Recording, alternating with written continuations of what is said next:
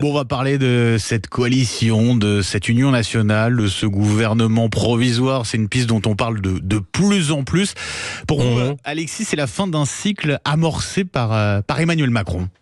Oui, je crois que c'est la volonté d'en finir avec les partis. On voit bien qu'il y a là un dernier sursaut, mais qui ne trompe personne. Enfin, systématiquement, à chaque élection, faire en sorte d'ériger le Rassemblement national comme le parti qu'il faut absolument abattre, ou du moins éviter de l'arrivée au pouvoir de ce parti, en faisant systématiquement coalition, ça commence à faire beaucoup. C'est-à-dire que on voit la première semaine d'élection, Emmanuel Macron, Gabriel Attal et tout son camp taper sur le Front populaire en disant qu'au sein du Front populaire, il y a la France insoumise, vous comprenez, c'est insupportable.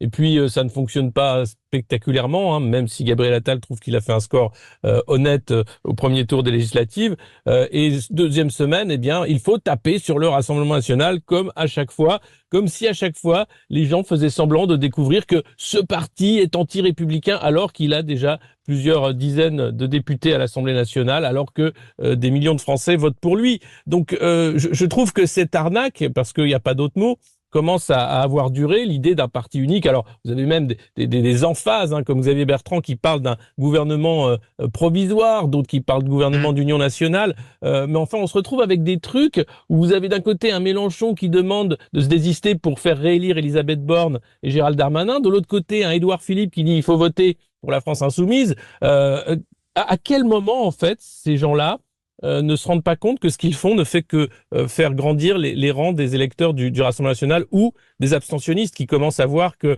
y a là un jeu triste où chacun essaye simplement de sauver un siège et de continuer. Moi, je crois que c'est vraiment la fin d'un cycle, oui, parce que 7 ans d'Emmanuel Macron, c'est beaucoup trop long. On le voit, hein, à la fois dans les résultats économiques qui sont calamiteux, mais aussi dans la fatigue démocratique de ce pays. Emmanuel Macron aura réussi une chose, c'est peut-être libérer la parole raciste. Et là, on peut pas le féliciter.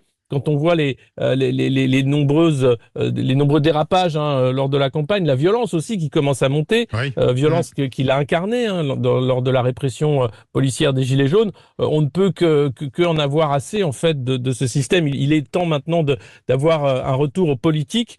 Et ce retour aux politiques, je pense qu'il ne passera pas sans une mise à plat de ce que fait la France au sein de l'Union européenne. Et ça, personne ne veut en parler malheureusement. Mais si on regarde aujourd'hui le Rassemblement national qui est aux portes du pouvoir, il a totalement changé, hein, sa politique en quelques années sur l'euro, sur l'Union européenne, sur aussi maintenant la dette et ce qu'il va falloir faire de la France pour continuer la même politique. Donc il y a là vraiment un jeu de dupes, je crois, qui est dangereux pour la démocratie, qui est aussi une sorte de négation du vote populaire, comme 2005, hein, le vote sur le référendum européen avait été une négation du vote populaire. J'y vois la même chose, et je pense que 2005, 2024, 25, en 20 ans, voilà, on a assisté à l'effondrement en réalité du système des partis.